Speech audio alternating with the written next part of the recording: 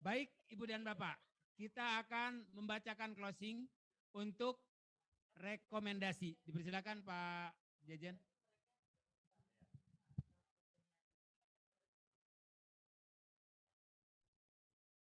Terima kasih Kang Muman ya. Sekedar gambaran saja, tentu ini masih proses draft ya. Izin. Yang pertama adalah mengangkat langsung GTK honorer masa pengabdian 10 tahun atau lebih menjadi P3K tanpa tes.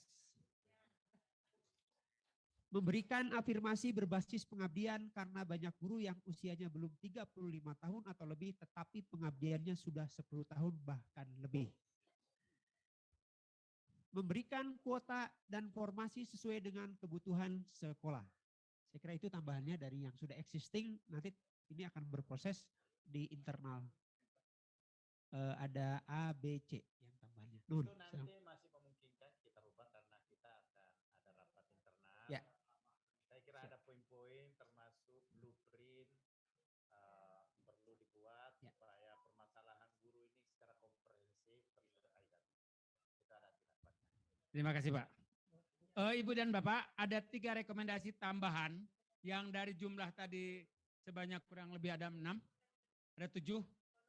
Nah kita tambah 3, ya ini titik yang paling utamanya barusan adalah pemberian penghargaan bagi guru yang telah mengajar di atas 10 tahun tapi usianya belum 35 diberikan afirmasi.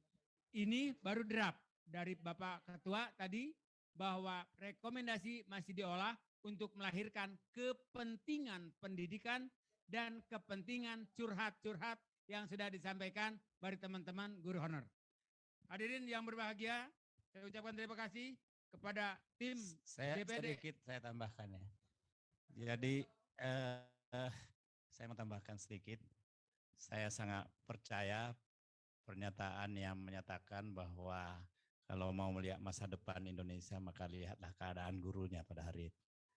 Dan itu salah satu yang disampaikan oleh mantan Perdana Menteri Republik Indonesia Muhammad Natsir. Saya kira kita juga sangat mengenal Jepang ketika selesai menghadapi bom Hiroshima dan Nagasaki yang dia pertanyakan bukan berapa kekuatan militer yang kita punyai, berapa persenjataan yang kita punyai, tapi berapa guru yang masih tersisa. Karena itu saya kira komitmen kita untuk kepedulian kepada guru ini harus kita tunjukkan luar biasa. Saya di DPR dulu saya termasuk yang memperjuangkan Undang-Undang Sistem Pendidikan Nasional. Saya juga yang mendorong tentang mandatory spending anggaran sebesar 20%. Bahkan waktu saya pimpin badan anggaran, hanya pada saat itulah satu peristiwa yang terjadi menaikkan anggaran lebih dari 20%. Kenapa lebih dari 20%? Karena saya dorong tentang adanya endowment fund. Endowment fund itu yang sekarang dikenal dengan LPDP. Dulu Pak SBY pulang dari London, dia bercerita bahwa betapa kaget ketika kumpul sama masyarakat Indonesia di depan duta besar melaporkan tentang jumlah orang Indonesia, mahasiswa Indonesia di London, sebanyak 2.800. Bangga juga Pak SBY mendengar jumlah itu.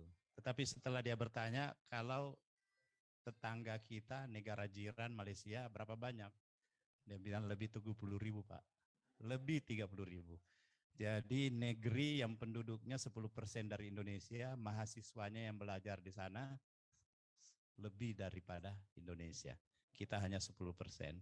Karena itulah saya mendorong dialokasikan dana yang namanya endowment fund, meskipun Menteri Keuangan waktu itu menyampaikan bahwa itu tidak bisa Pak Tamsil karena kita tidak punya dana cadangan untuk itu.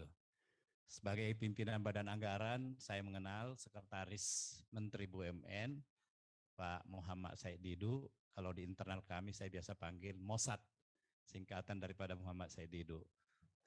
Kita minta supaya BUMN itu harus bisa mendapatkan keuntungan lebih daripada yang Anda sampaikan saat ini. Karena itu kita dorong tambahkan 5 triliun. Bagaimana caranya? Supaya BUMN ini dengan permodalan penyertaan modal negara yang begitu besar, tapi dengan keuntungan hanya 28 triliun, itu sangat jauh dari harapan. Akhirnya dibuatlah sedemikian rupa, sambil bercanda saya menyampaikan tidak ada rapat kalau Anda tidak membawa angka 5 triliun sebagai angka tambahan. Dan menjadilah 33 triliun. 5 triliun itulah kami dorong untuk masuk endowment fund. Akan tetapi Menteri Keuangan bilang itu tidak bisa sepenuhnya karena itu menambah jumlah di APBN untuk sektor pendidikan yang melampaui 20%. Saya bilang tidak ada klausul dimenyatakan tidak boleh lebih dari 20%. Yang menyatakan minimal 20%. Nah itu kalau lebih silakan. Akhirnya disepakati lebih tapi jangan terlalu banyak lebihnya karena itu dari 5 triliun hanya dimasukkan 1,5 triliun, kemudian 3,5 triliun ditaruh di dana cadangan fiskal. Itulah sehingga ada namanya endowment fund, dan kemudian terakhir setelah saya tinggalkan badan anggaran jumlahnya menjadi 31 triliun yang hasilnya selalu dipakai untuk memberi beasiswa kepada anak-anak kita untuk belajar di dalam maupun di luar negeri. Jadi saya berharap perjuangan seperti ini terus kita lanjutkan dan teman-teman di DPD memberikan perhatian yang begitu besar, yang luar biasa. Kami membentuk pansus seperti yang diceritakan tadi pada Ustaz Fadil, dan itu memerlukan perjuangan yang panjang. Kami juga punya kesibukan yang banyak, tapi kami semua meninggalkannya itu untuk datang ke sini. Kami menyampaikan kepada Ketua DPD yang tadi malam itu saya pisah, saya mendampingi berkeliling di Sulawesi, hari ini ke Sulawesi Tenggara. Saya tidak ikut karena saya bilang saya harus balik ke sini. Ini permintaan teman-teman dari Jawa Barat yang diinisiasi oleh Bu Eni, yang insya Allah kalian akan dukung nanti pada tahun 2024. Saya kira guru bagi kami adalah sesuatu yang sangat luar biasa, yang harus kami terus berikan support untuk mendapatkan apa yang menjadi hak-haknya. Meskipun tadi Ibu Ana menyampaikan ke saya, meskipun kita mendengar keluhan guru itu gajinya tidak seberapa, tetapi kehidupannya relatif jauh lebih baik dari gajinya yang berlipat-lipat. Itu kami menyaksikan, kami bertemu di daerah dengan guru, kalau ditanya gajinya memprihatinkan, tetapi kehidupannya alhamdulillah ya ada saja, karena saya kira tangan Tuhan untuk begerta kepada orang-orang yang selalu ikhlas di dalam menjalankan tugasnya. Karena itu tetaplah ikhlas, Prof Haris sama kawan-kawan semuanya. Insya Allah kita tetap bersama-sama, bukan hanya untuk tanggal 25 November, tapi untuk seterusnya kita terus bersama-sama. Demikian, wabillahi taufiq wal hidayah. Assalamualaikum warahmatullahi wabarakatuh. Waalaikumsalam. Maaf, 2 menit saja. Assalamualaikum warahmatullahi wabarakatuh. Insya Allah hari ini saya ketemu dengan Pak Gubernur RK, Kang Emil, insya Allah. Kenapa ketemu dengan saya? Karena saya Ketua Umum PB Squash dan akan mengirim atlet squash itu ke Kuala Lumpur. Yang kedua, kami kerjasama dengan Lemhanas, karena saya Ketua Lemhanas DKI, itu akan kerjasama untuk membuat insya Allah Orchid Bandung Show di depan Gedung Sate. Yang ketiga, saya juga akan bekerja sama dengan BJB, Bank Jabar Banten. Saya pikir itu agenda saya.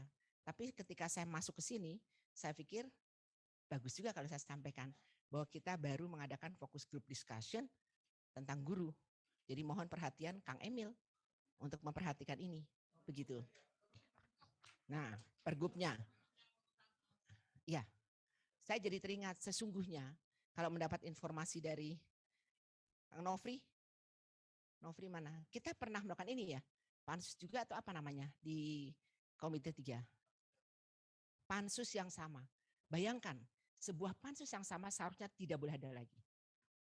Tapi pada saat itu saya ingat betul ketika di Panmus, Panitia Musyawarah, jujur saya sempat agak berselisih pandang. Mengapa? Karena kondisi